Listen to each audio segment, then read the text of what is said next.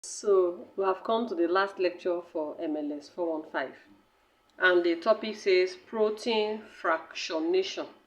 Of course, when you hear the word fractionation, breakdown of something into what? Segments, into smaller bits, into smaller parts. So protein fractionation refers to the process of separating complex mixtures of proteins into individual components or groups based on their properties such as size, charge, or hydrophobicity. So we know that we have different types of protein. Albumin is there, the globulins are there, etc., etc. So before they are being analyzed or being used, they have to be separated into different fractions. So that is what protein fractionation is.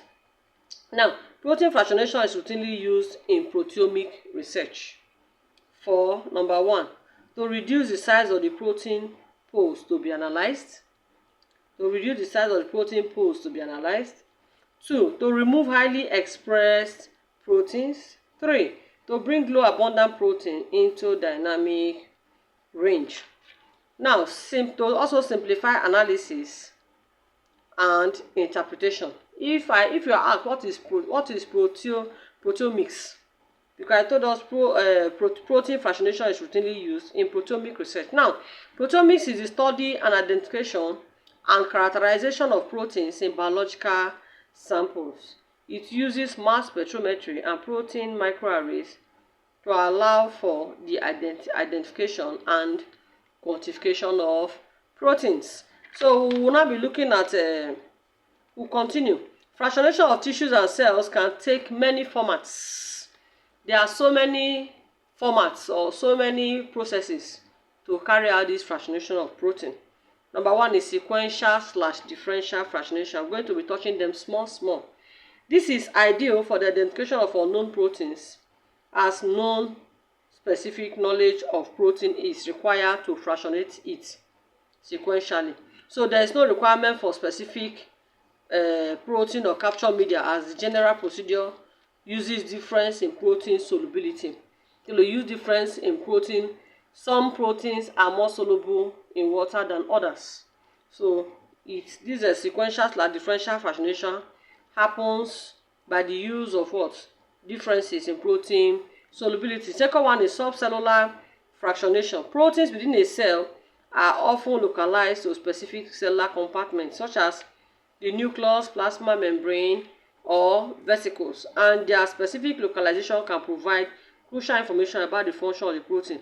An important technique in identifying novel protein is subcellular fractionation. So based on the cells, where if for example in the nucleus, particular protein is more dominant there, in the plasma membrane, particular protein is more. So based on their cells, that is subcellular fractionation. 3, abundant protein removal. A relatively simple method for simplifying the proteome for analysis is to remove the highly abundant proteins such as albumin and immunoglobulin. So first of all, remove those ones. Once you remove them, then you can carry on with your analysis. There are numerous techniques available for removing these proteins, but most of them use some form of affinity removal. Now, number 4, chromatographic technique. Follow me. For fractionation of a specific protein or a specific type of protein, that is glycoproteins, researchers can use particular characteristics to pool these proteins for the proteomic pool. Chromatography can be used to fractionate proteins based on 1, molecular weight, 2, protein charge, 3, hydrophobicity, 4, antigen-ligand interaction. Now, numerous chromatographic techniques exist to fractionate protein pools, and often more than one is required. However, all depend on having knowledge of your protein, and all leads to a loss in protein. So all leads to a loss in protein. The 5th one here, we have the electrophoretic technique. The serum protein electrophoresis test measures specific proteins in the blood to help identify some diseases. Proteins are substances made up of smaller building blocks called what? Amino acids. Proteins carry a positive or a negative electrical charge, and they move in fluid when placed in an electrical field.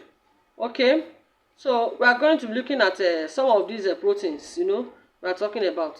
We say both, some of the proteins we are talking about here, they can be separated into 5 smaller groups. 1 is albumin, 2 alpha 1 globulin, 3 alpha 2 globulin, 4 beta globulin, 5 gamma globulin. Okay, each of these 5 protein groups moves at a different rate in an electrical field and together forms a specific pattern. These patterns help identify some diseases. I hope you are following me. So they have their specific pattern, they have the way they separate, the one that is faster than the other.